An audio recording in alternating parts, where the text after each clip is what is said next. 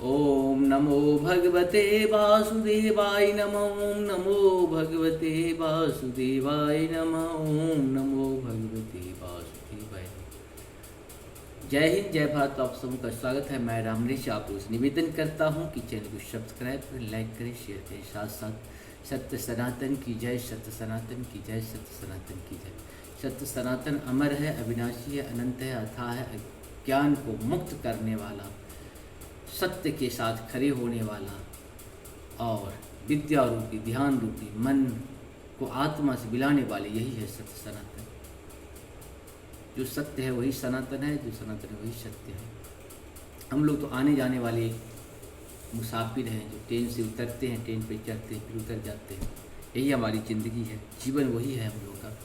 शुरू करते हैं। आज हम लोग श्रीमद् भागवत महापुराण के हमारे हिसाब से 42वां होगा, 42 एपिसोड है और भाग 42 है। शुरू करते हैं। प्यारे नारद, मैं प्रेम पूर्वक कुछ उत्कंठित हृदय से भगवान के स्मरण में मग्न रहता हूँ। इसी से मेरी वाणी कभी असत्य होती नहीं देखती, मेरी मन कभी असत्य संकल्प नहीं करता और मेरे इंद्रियां भी कभी मर्यादा का उल्लंघन करके कुमार्ग में नहीं जाता। मैं वेद मूर्ति हूँ, मेरा जीवन तपस्यामय है। बड़े बड़े प्रजापति मेरी वंदना करते हैं और मैं उनका स्वामी हूँ। पहले मैंने बड़ी निष्ठा से योग का सर्वान अनुष्ठान किया था, परंतु मैं अपने मूल कारण परमात्मा के स्वरूप को नहीं जान सका, क्योंकि वे तो एकमात्र भक्ति से ही प्राप्त होती है। मैं जो परम मंगलमय एवं शरण आए हुए भक्तों को जन्म मृत्यु से छुड़ाने वाले परम कल्याण स्वरूप भगवान के चरणों को ही नमस्कार करता हूँ। उनकी माया की शक्ति अपार है। जैसे आकाश अपने अंत को नहीं जानता, वैसे ही वे भी अपनी महिमा का विस्तार नहीं जानते।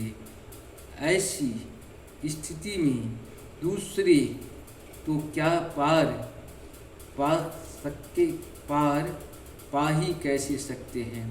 मैं, मेरे पुत्र, तुम लोग और शंकर जी भी उनके सत्य स्वरूप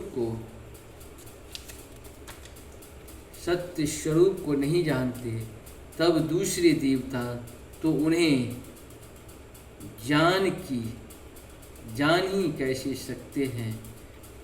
हम सब इस प्रकार मोहित हो रहे हैं कि उनका माया के द्वारा रचे हुए जगत को भी ठीक नहीं समझ सकते। अपनी अपनी बुद्धि के अनुसार जो अटकल लगाए हैं, हम लोग केवल उनके अवतार की लीलाओं का गान ही करते रहते हैं। उनके तत्व को नहीं जानते। उन भगवान के श्री चरणों में मैं नमस्कार करता हूँ। वे अजन्मा एवं पुरुषोत्तम हैं। प्रत्येक कल्प में वे स्वयं अपने आप की ही सृष्टि करते हैं, रक्षा करते हैं और संहार कर लेते हैं। वे माया के लोस से रहित केवल अज्ञान स्वरूप हैं और अंतरात्मा के रूप में एक रस स्थित हैं। वे एक शक्ति हैं। वे तीनों लोकों में सत्य एवं परिपूर्ण है। न उनका आदि है न अंत है। वे शरीर गुणों से रहित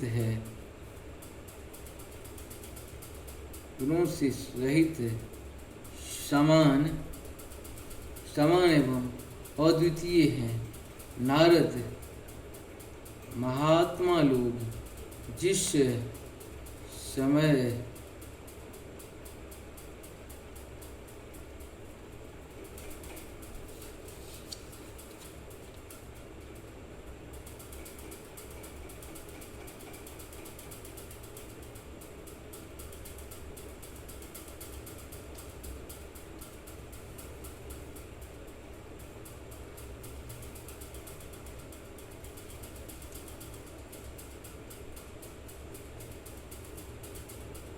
उनके दर्शन से परमात्मा वे माया के लेस रहित केवल अज्ञान रूपी, हम लोग केवल जिन अवतारों की लीलाओं का गान ही करते रहते हैं, उनके तत्व को नहीं जानते, उन भगवान के चरणों में मैं नमस्कार करता हूँ।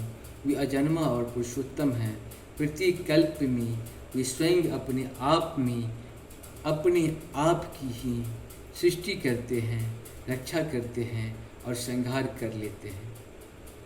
वे माया के लेस से रहित होकर ज्ञान स्वरूप और अंतर आत्मा के रूप में एक रस स्थित हैं। वे तीनों काल में सत्य एवं परिपूर्ण हैं, न उनका आदि है न अंत। वे तीनों गुणों से रहित सनातन एवं अद्वितीय हैं।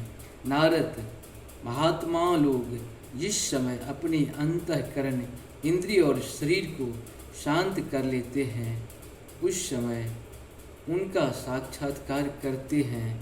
परंतु जब असत्य पुरुषों के द्वारा कुतर्कों का जाल बिछाकर उनको ढक लिया जाता है,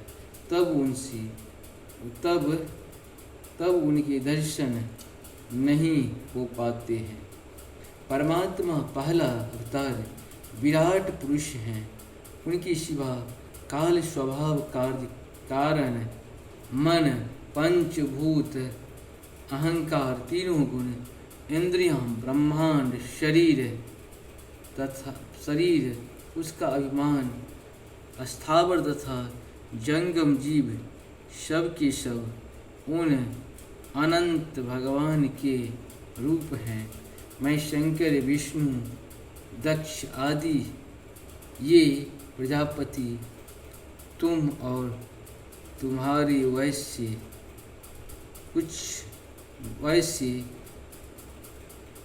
तुम और तुम्हारे जैसे अन्य भक्तिजन स्वर्गलोक के रक्षक, पक्षियों के राजा, मनुष्य लोक के राजा, नीचे के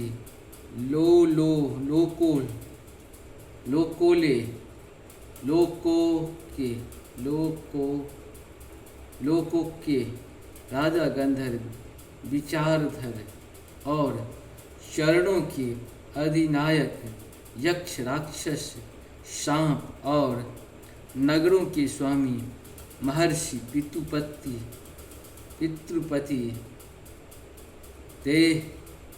दैतेंद्र, विधीश्वर, दानवराज और भी प्रेम सहित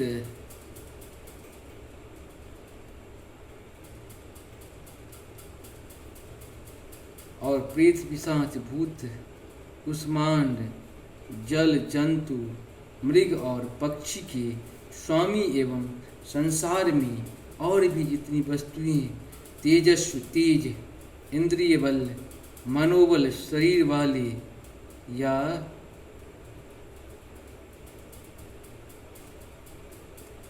शरीर बल या क्षमा से युक्त है, अथवा जो भी विशेष सौंदर्य, लज्जा, वैभव तथा विभूति से युक्त हैं, एवं जिनकी भी वस्तुएं अद्भुत वर्ण वाली, रूपवान या अरूप हैं, वे सब की सब परमात्म तत्वमय भगवत स्वरूप ही हैं।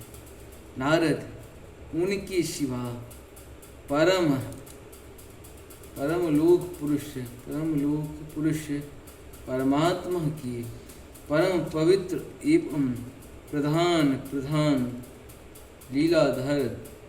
लीलाधर की शास्त्रों में वर्णित है, उनका मैं क्रमशः वर्णन करता हूँ। जो शास्त्रों को वर्णन करता हूँ और मैं क्रमशः वर्णन करता हूँ, उसकी चरित्र सुनने में बड़ी मधुर एवं श्रवणेन्द्रिय के दोषों का दूर करने वाला है। तुम सावधान होकर उनका रस लो। इस प्रकार से 7वां अध्याय शुरू करते हैं। भगवान के लीला अवतारों कथा ब्रह्मा जी कहते हैं, अनंत भगवान के प्रलय के वज्र से पार्वती को पंख काट कर डाले थे। वैसे ही उनसे डूबी हुई पृथ्वी का उद्धार करने के लिए समस्त यज्ञ में 12 शरीर ग्रहण किया था। आदित्य हिरण्याक्ष जल के अंदर ही लड़ने के फिर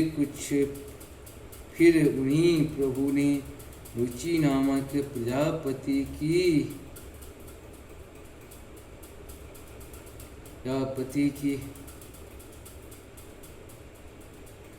ब्रह्मा जी कहते हैं, अनंत भाव में प्रलय जल डूबी हुई है पृथ्वी का उद्धार करने के लिए समस्त यज्ञमय पराह शरीर ग्रहण किया था। आदित्य हिरण्याक्ष जल के अंदर ही लड़ने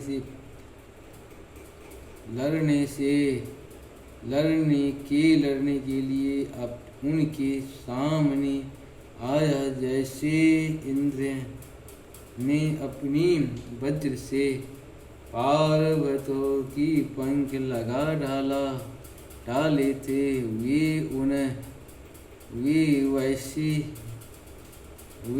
वैसे ही वराह भगवान की अपनी धारों से उसके टुकड़े कर डाले।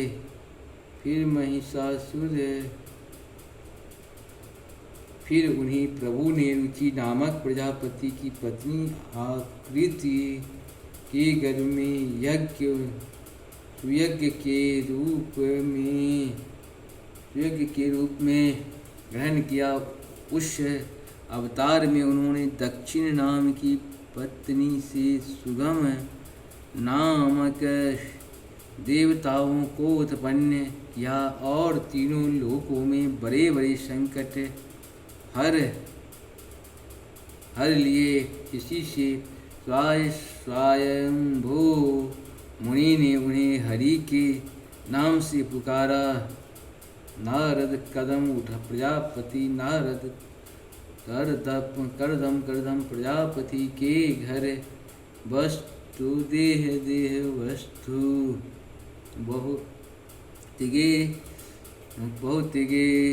गर्भ से मैं ब्राह्मणों के साथ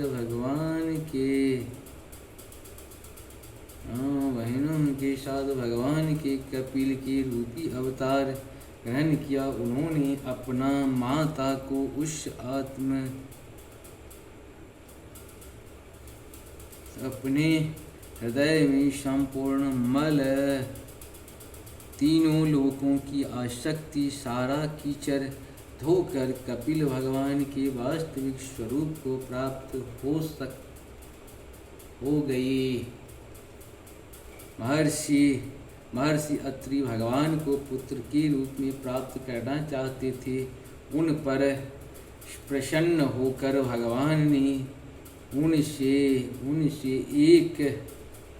एक दिन कहा कि मैं आपने आपको समस्या कर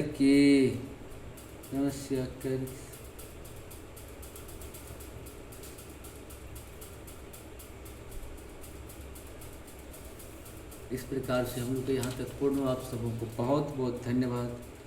महर्षि अत्रि के आगे वाले हम पढ़ेंगे।